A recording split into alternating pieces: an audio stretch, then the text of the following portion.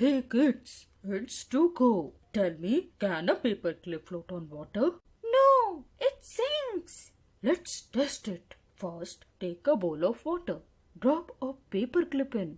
Plop. It sank. But here's my trick. Place a tissue gently on the water. Then put the clip on top. Oh, it's floating. Exactly. This happens because of surface tension. Water has an invisible skin holding the clip up. Invisible skin? Wow! Now watch. I'll touch the water with soapy fingers. Plop. The clip sinks. Oh no! Soap breaks the surface tension. That's why it sinks. See, science looks like magic, but it's real. That's amazing, Tuko. And remember, the way water holds up the clip is like how kindness holds up our friends when they feel heavy. Science plus kindness is equal to magic of life.